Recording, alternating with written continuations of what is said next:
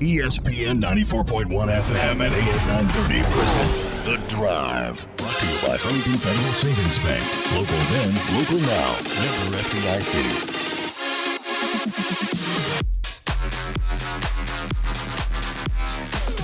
It is Wednesday, October 21st. Your drive begins now on ESPN 94.1 FM and AM 930.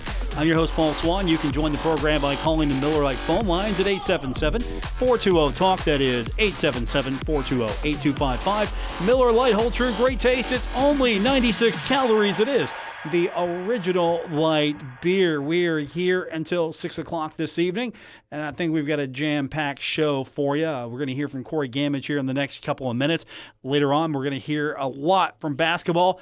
Basketball officially getting started, so we'll have Tavion Kinsey, we'll have Jared West, also the sheriff himself, Andrew Taylor, so we're going to hear from them. As I mentioned, your phone calls. We've got baseball action for you coming up tonight. Game 2 of the World Series, Tampa Bay taking on the Dodgers. That is set for a little bit after 8 o'clock, first pitch. We'll have the game for you starting at 7:30 right here on ESPN 94.1 and AM 930. As I mentioned, we're going to talk a little football today. We start with Marshall quarterback Grant Wells. He has been named to the College Football Performance Awards watch list.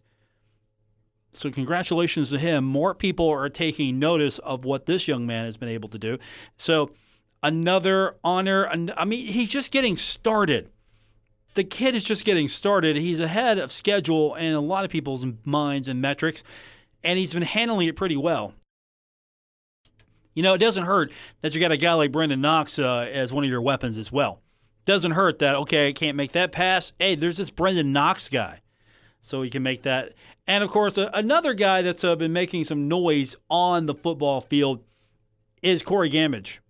And it was sort of like a coming out party for him against, well, Louisiana Tech. You thought this might be a tight game. No. And Gamage comes out and he has a great performance.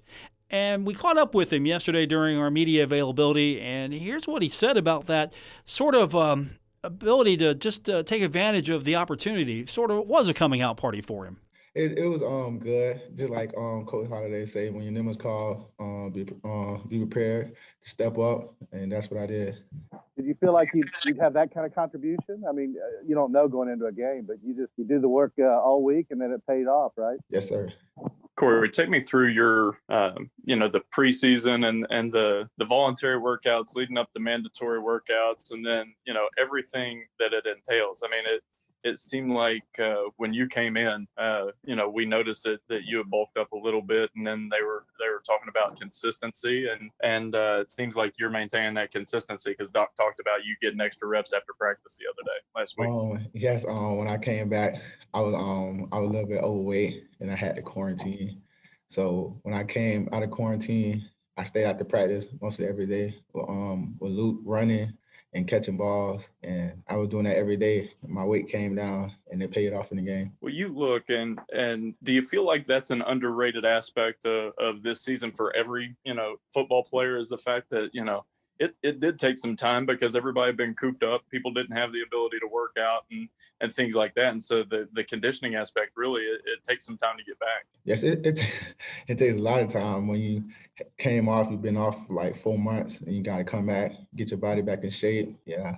How pivotal has Luke Day been to this team's success so far? Simply because it seems like y'all are wearing teams down. The third and fourth quarter, y'all are in the best shape of anybody out there. Yeah, well, no team in the country done what we done. We've been back since May 20th, and we've been grinding ever since then. And Luke Day have been lining up on us. So, and we, as a whole team, we came in, accepted the challenge, and then we're going to keep going. What are you noticing out of your quarterback, just the play you're getting out of it? How good has Grant been for you guys? Oh, he's been wonderful.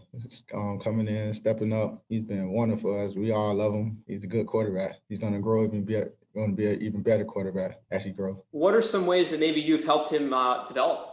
We as a receiver and the tight ends, we all like some days we stay after practice, we throw and work on our timing with each other. Corey, what makes him a good guy to rally around as a quarterback? What makes him a good guy? He's fun to hang around. Yeah, he's open. You can talk to him about anything. Yeah, so he's a good person to hang around.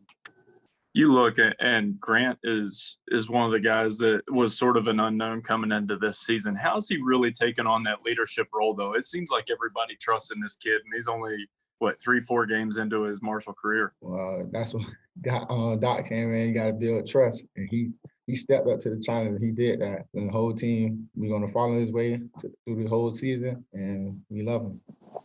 I know you talked about coming in a little bit overweight, but how does your size really play into your advantage on a football field? Because, I mean, you look at some comparable receivers to you size-wise, and there's the Anquan Boldens and things like that. There's not many that are 6'4", 220 and as powerful as what you are at the receiver spot outside. It play a good role because, like, no corner expect a guy my size to move how I can move and block how I can block. So it's really challenging out there with me, us one-on-one outside. So, yeah. All right. No, you brought up the blocking. All right. Obviously, the other day, how much did you all watch the film on Knox's touchdown run where he bounced out to your side? We watched it a lot. We watched it in our receiving room. We watched it a lot. And that block, I didn't know that it was gonna happen like that. But when I came off, I call that block, I call it a shock release. Like, I come off as like I'm running the route, and I shock him, so he don't know it's coming, and he fell. And after that, I was just trying to dog him. I'm gonna let him get up. And that's Corey Gamage. Again, football coming up this Saturday. We'll be on the air bright and early for this one. It'll be Marshall and FAU coming up Saturday right here on ESPN 94.1 and AM 930. We're going to turn our attention to basketball as things are starting to get ready at the Cam Henderson Center for whatever season we might have. Still waiting for a schedule.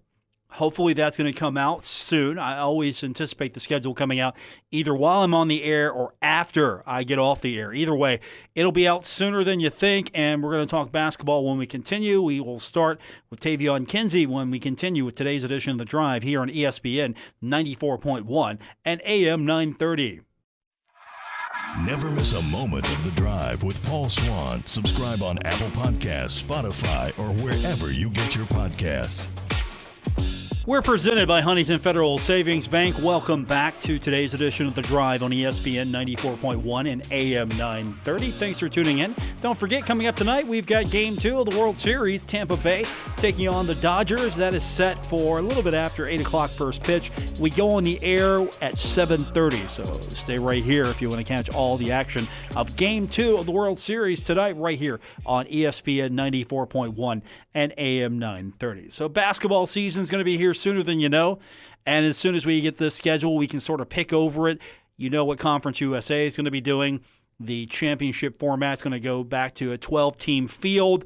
The top 12 regular season finishers will qualify for the championship. None of this pod stuff. Also, it's going to be a new 18-game regular season format for conference play, which the conference describes as focusing on the health and safety of the student athlete.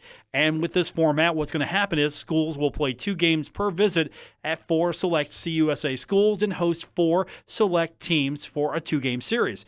Now, in Marshall's case, and with all the other schools, you have a travel partner. So you're going to play your travel partner, and this is going to be interesting. You can play home and away there with your travel partner. So Marshall will play Western Kentucky twice, the travel partner, and Marshall will play 1 game in Bowling Green, Kentucky, and 1 game here in Huntington, West Virginia. But it's going to be interesting to see how this thing breaks down, because usually what happens, you've got a travel partner, say you've got a 2 pairing.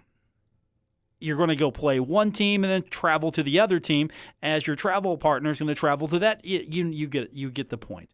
It's interesting to say the least, but I'm not sure if everyone's on board with it just yet. We'll see what the schedule looks like. Basketball, though, getting set for the season, whatever shape it takes, and one guy that is really eager to get things started is Marshall's Tavion Kinsey. Definitely. It's definitely been some trials and tribulations, like some times where I'm ready to get it going. I think our guys are ready to get it going as well. We've had to stop, just for the COVID, and we're trying to make sure that we hold each other accountable now and so that we don't get in the way of this virus and that we don't have to stop anymore. So, to be honest, I was asking Dan to end it. Do you feel like there's unfinished business from last year just because of the way that the season ended and the role that you all were on whenever that ended? Definitely some unfinished business, but I kind of had a feeling like that we were going to come alive at that point in time, and it was hard to stop at that time. For our older guys, I just felt like it was hard to stop for them. You know, I knew I was going to be able to come back and like have more opportunities at this. So, you know, our guys cutting down on their time and us having to stop, I definitely think it's some business that needs to be finished. But I think we deserve to be at that time in that moment. We deserve to start gelling right there. We had a long season, and I think I look at it more as like a blessing in disguise. Like I don't tend to look at things in a negative way. I tend to look at it as maybe it was something for us we needed to stop right there just for our safety. So I looked at it as that. I tried to look at it on the positive side. This all started. How do you keep that energy, or how do you keep that gelling going? Because you got to start right back over again. And this hasn't been a normal progression to.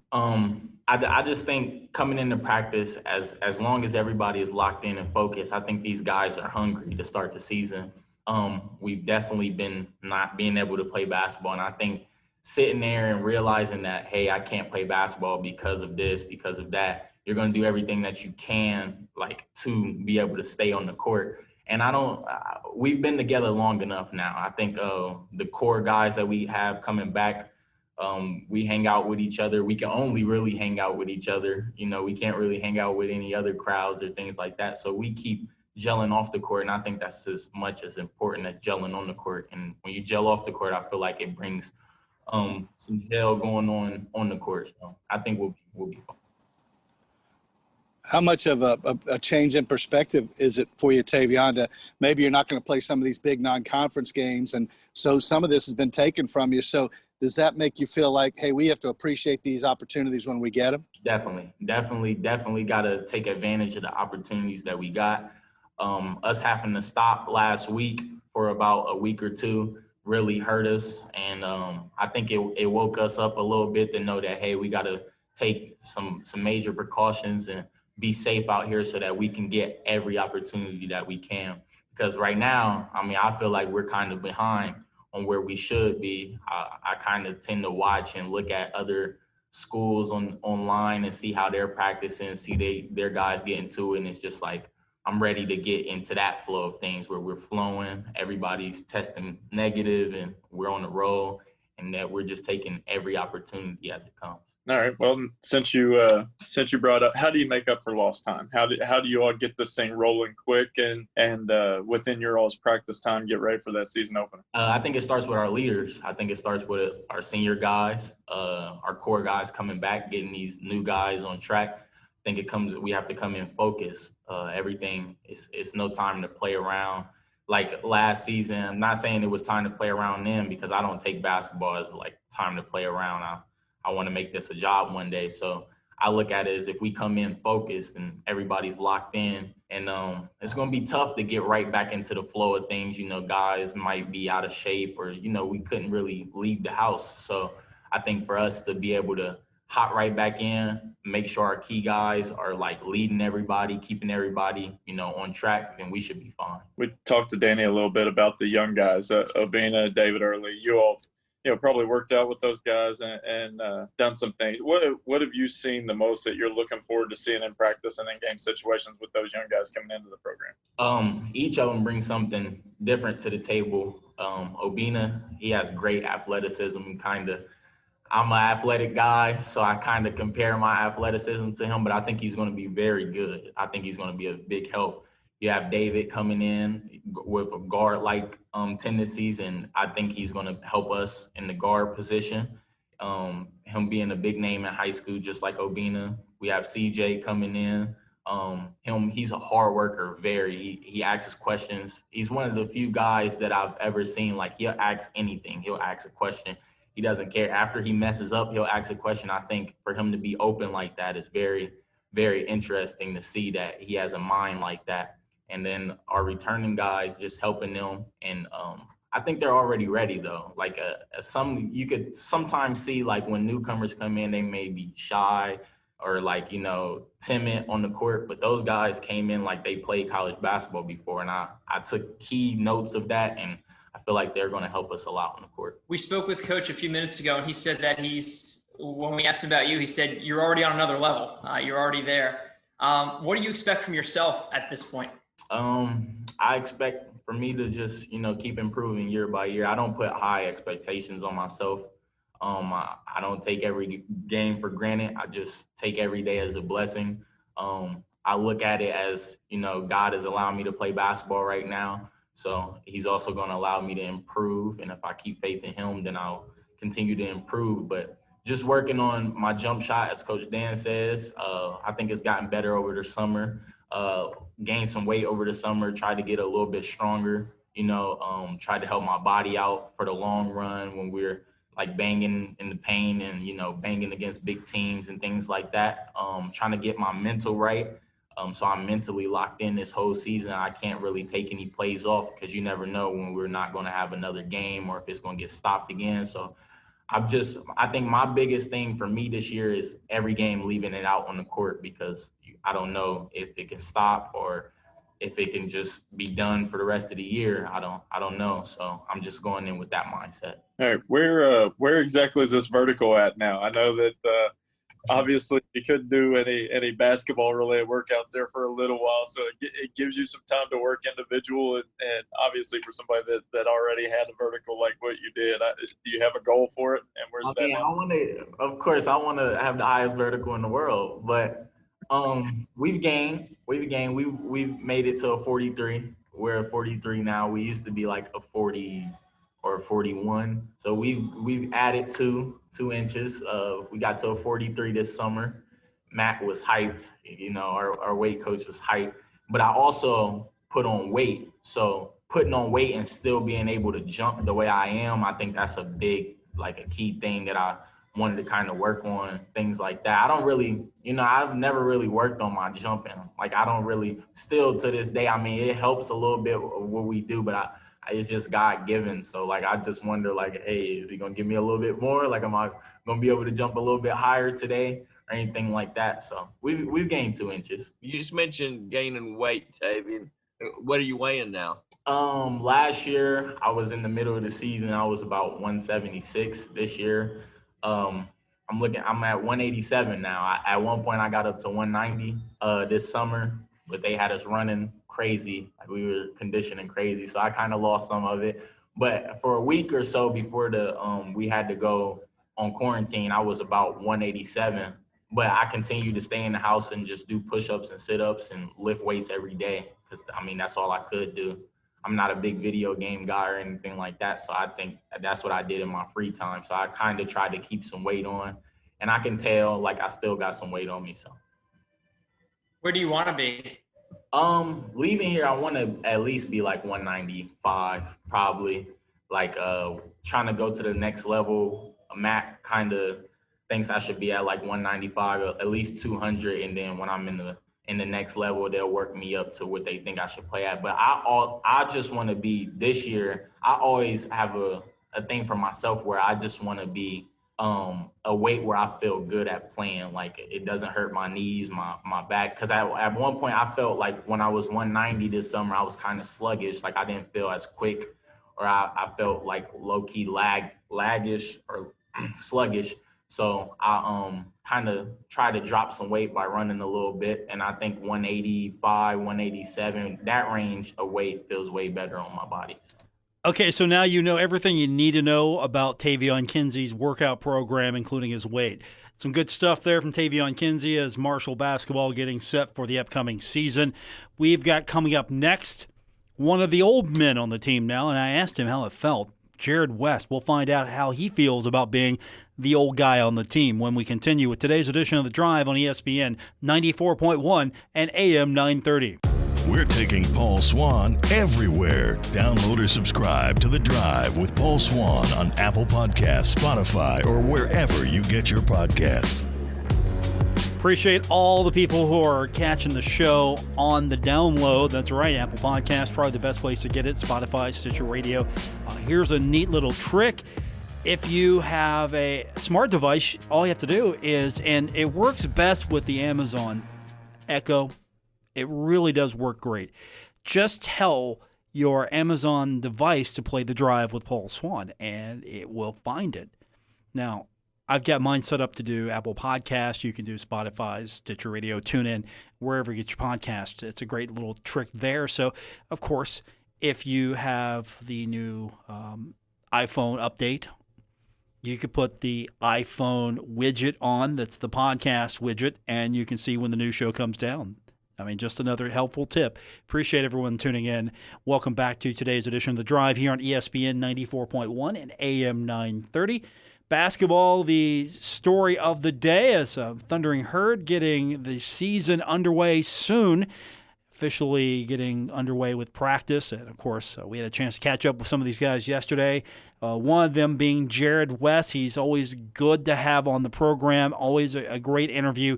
And he's now one of the old guys on the team. And so that was one of my questions to him. My first question is, what's it feel like being the old man on the team? It's different for sure, being a senior. Like I've been here for a long time, been through a lot at Marshall. But I've enjoyed my time here, and I'm excited to get this year started.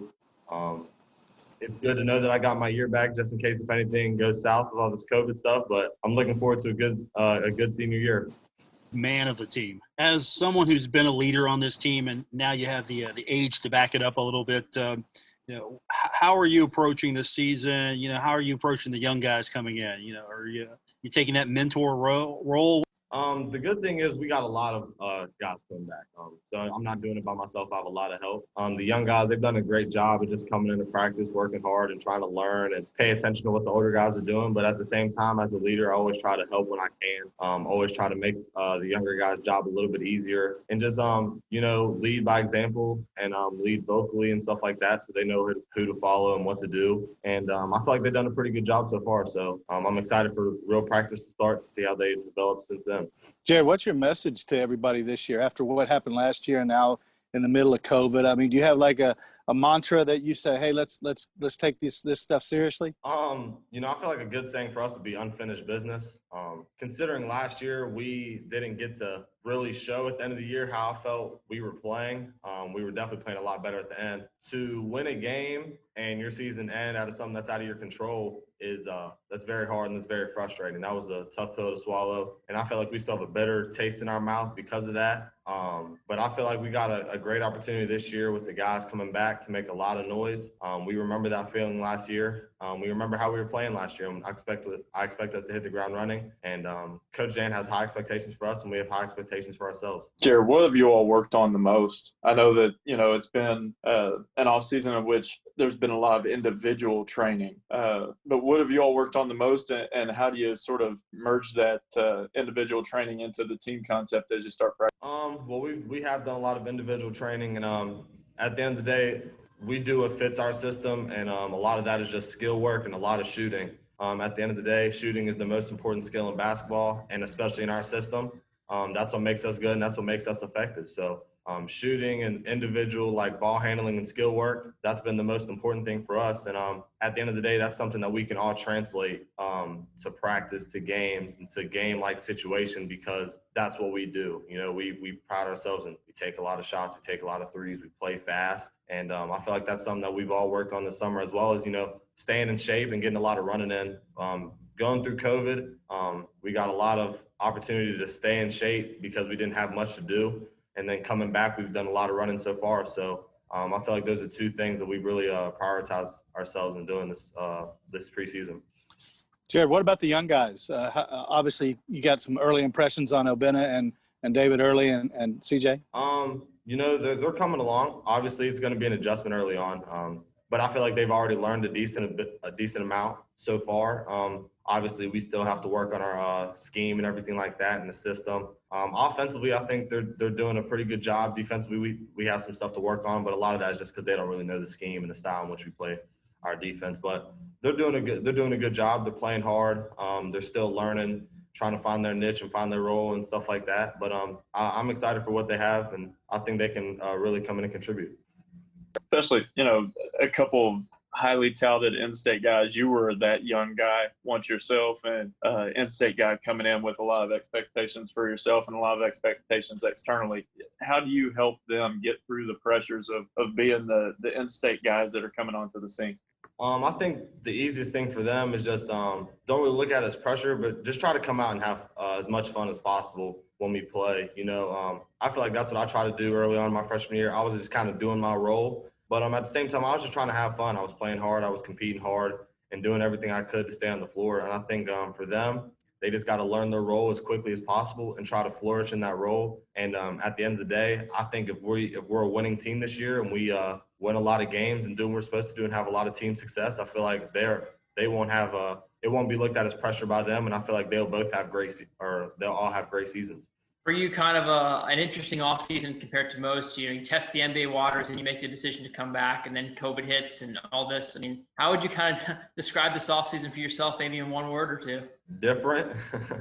I'd just say different. There's a lot that went on, obviously, with this COVID stuff, declaring for the draft, trying to get my name out there a little bit. A lot kind of went down this summer. Being at home a lot, it's the longest break from school that I've had since I've been in college. But, I've still worked hard and put my time in to try to stay prepared for when this day, the first day of practice was going to come. We knew it was going to come. So it's been a different type of preseason, but an off season. But at the end of the day, I feel like I'm still pretty prepared. I feel like I still put in a lot of time. And, I'm excited for what we got going forward. Last question, guys. I know that you and your brother are close and always have been, but especially during this, do you feel like your all's bond got closer because you all were able to do one-on work together and do some of that individual stuff? No question. Jade and I, we were working out together every day. At home, we were in the gym every day consistently, whether we were playing one-on-one or just working out or shooting or whatever it was, playing some 3-on-3 games, stuff like that. We went to the same strength coach and we were in there 3 times a week. And like you said, we've always been close, but I feel like just to be able to experience an off season with him and being able to hang out with him for pretty much a whole summer and most of preseason, I feel like that was just good for us. I feel like it was good for both of us, honestly. We got to compete a little bit. I feel like we both got better in some ways because of that. Obviously, it's always fun competing with your sibling. You feel like he has something to prove, and I got to make sure that I keep him in his place. And so, at the end of the day, it was a great summer and preseason for both of us. So I enjoyed it. And, I'm excited for my season. I'm excited for him as well this coming year. There you have it, the old man on the team, Jared West. When we continue, we've got the sheriff. Yeah, how many youngsters actually get that reference? The sheriff, Andrew Taylor, when we continue with today's edition of The Drive on ESPN 94.1 and AM 930. The Drive with Paul Swann. Marshall Athletic Director Mike Hamrick. He knows. Paul's the best. On ESPN 94.1 FM and AM 930. Y'all know Mike Hamrick's my guy, right? Y'all know that. Yeah, he's my guy. Doing a fantastic job. I think especially with everything that's been happening as COVID-19 hit, I think Marshall has done a fantastic job, and that's my guy, Mike Hamrick. Welcome back to The Drive here on ESPN 94.1 and AM 930. We've got the sheriff to wrap things up. Okay, for you longtime Herd fans, I'm assuming that you're also fans of the Andy Griffith Show. And if you are, you know what I'm talking about when I call him the sheriff. If you're a millennial, I think MeTV has it on or some other place you can watch it. I mean, come on. We all need a little Mayberry now and then in our life. And the sheriff himself, Andrew Taylor, is with us. And question I asked him up front was, what's it been like the last few months? What have those months since COVID been for you? And he answers as we talk to Mr. Taylor. Yeah, last few months have been crazy. Just finding ways to take advantage of the extra time. I think that's what separates a lot of people. Finding what to do with your free time. So it's been a lot of work. You wake up, get your classwork done, go to the gym, go lift, go to practice, and the rest of your day is like, what do I do? So you got to find ways, to prove yourself. Maybe whether it's read the book or go get extra shots up, whatever it is. Just constant improvement. I think is something that the last couple of months have looked like for me. Andrew, with the way the season ended last year, you guys didn't get to finish finish the tournament. Now you're going to have obviously some non-conference games that you're not going to play. Does a realization hit you that every game is important this season? It always is, but maybe more so this year with what's gone on? Yeah, for sure. You definitely can't take this year. I know this is a free year for us. I think so by now officially, but you can't take any game for granted because you never know when the whole thing could shut down again. Just like last year, nobody expected that. We were looking to make a run at the conference title and just all of a sudden, boom, we're out of it. Nobody expected that. So we just got to take every game one at a time and just take it for granted and live in the moment. I think is the biggest thing there. How do you all continue that momentum that you built toward the end of the season last year after it like you said, it got abruptly stopped, but at the same time, you all built some momentum in those last few games and ended the season on a win? Yeah, I guess a big positive of that is we get everyone back. So everyone remembers that. They remember that feeling. They remember waking up the next day and not being able to play. Like everyone remembers that very vividly. And we always talk about it as a team, we got unfinished business, this and that every day. Before we step out on this court, we got to keep that in mind, like what got took from us last year. And that's just extra motivation for us. Being able to individually work out. Obviously, you all have had a long time to do that, but to put that back into the group setting and figure out people's strengths and how they've improved in certain areas. How do you all build that team chemistry back and sort of make up for the lost time that you've missed over the last week and a half? Yeah, the last week and a half was rough. I'm thankful that we didn't start official practice before we got that abrupt pause. But just continuing on what you said about individuals, that's something as a Division I player you gotta deal with yourself in the offseason almost. A coach can only tell you so much, but it's up to you to take action. And thankfully, with our group of guys, guys like Jared, Tavion, across the board, we got guys who love to work. And whether you're keeping an eye on them or not, they're going to do it. So that's just something you got to have trust in. When your guys go home, they're going to do what they need to do, come back ready and prepared. Andrew, with the young guys and who you have coming back, you guys may have the deepest team that Marshall's had in a long time. Is that the feeling among you guys too? Yeah, for sure. I guess last year it was a little like, who's going to be out there, but this year it's more like, man, we got some guys. We're going to have to make some tough decisions. So it's definitely, I think that's going to elevate the level of practice. You're going to see a lot of guys competing for spots. I think it's going to carry over into games as well. Just increase energy across the board. It's going to have to be.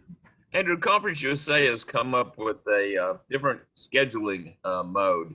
You probably know about this. For example, you go to Old Dominion and play them on a Thursday night to stay and play them again on a Saturday night, both there. What's your thoughts on that? I don't like it just because, you're obviously nobody wants to play the same thing twice like that. Like, it's not like I guess I understand it. It's everybody, I guess, is what we have to look at it. It's not just us. So we just got to accept it and do the best we can with it. I personally don't like it, I'm just going to be honest. That's about all the feelings I have towards it. I appreciate your candor.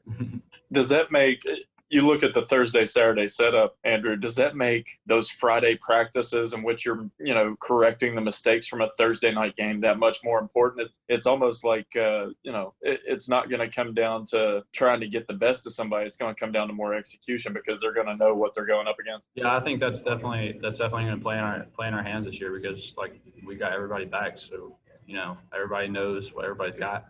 In a sense, but like you were saying, the turnaround is going to have to be fast, and we're going to have to learn. It's going to be a big opportunity for us to grow up a little bit and kind of take a bigger responsibility. Being able to say, all right, Thursday we're going to go in here and take care of business.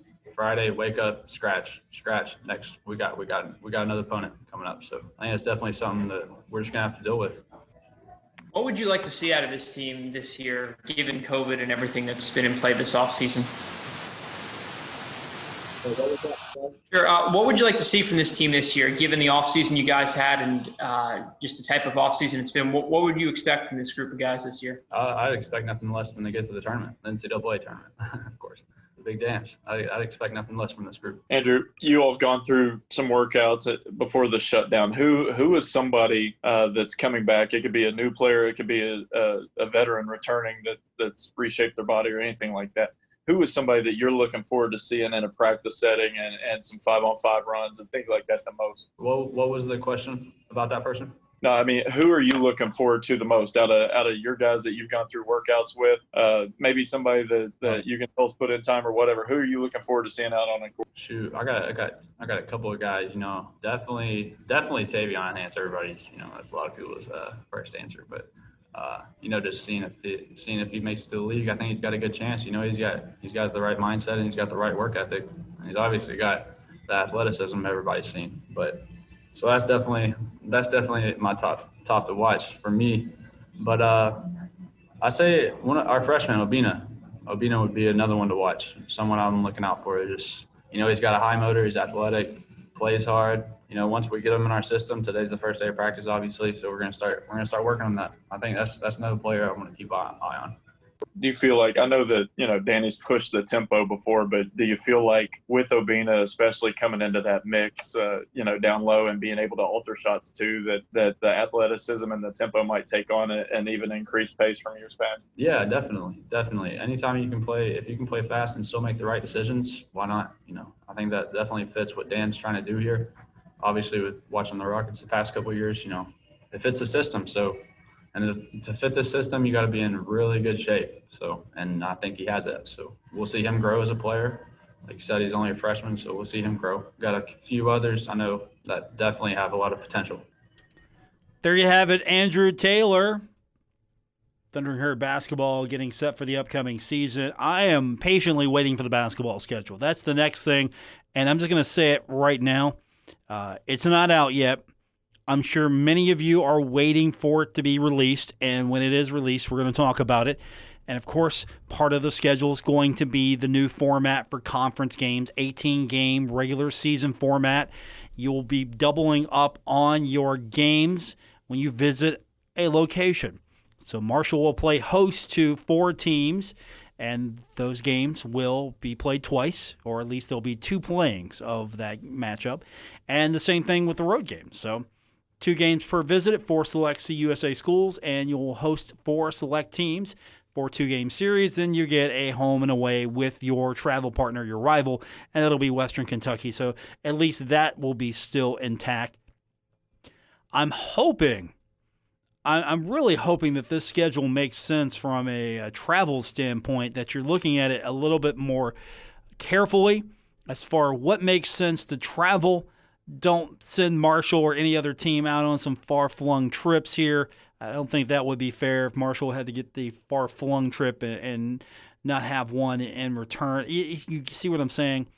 Just I hope there's some balance in the schedule. We'll find out soon. And, of course, that's still not released yet. As soon as we get that, we'll have it for you right here on the program, and definitely we'll talk about it. And I'm kind of interested to see which games remain, which games are on there, what will be the non-conference portion, what will that look like, and then the other questions, of course, and we don't have answers to this yet, all speculation, but what will the capacity be at the Henderson Center, if any capacity, for fans?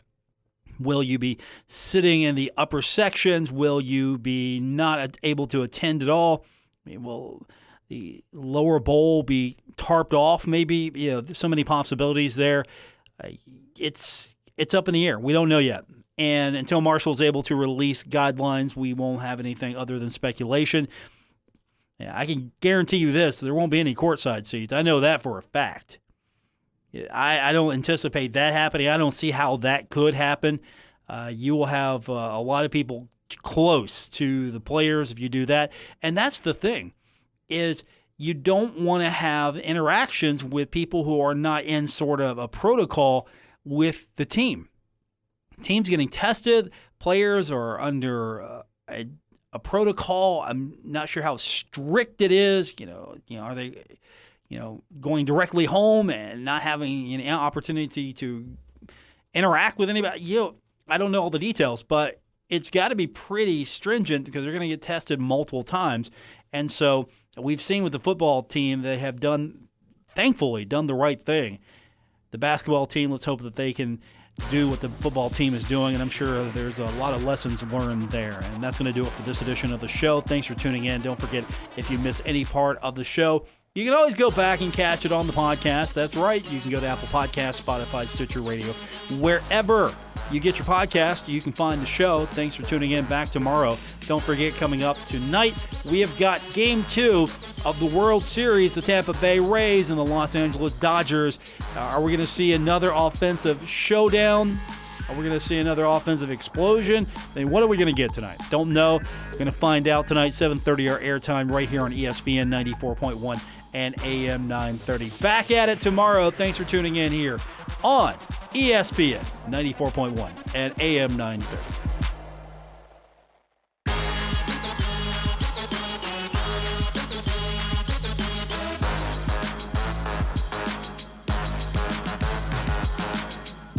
WRBC Huntington, W227BS Huntington, your flagship home of the Marshall Thundering Herd and The Drive with Paul Swann, ESPN 94.1 FM and AM 930.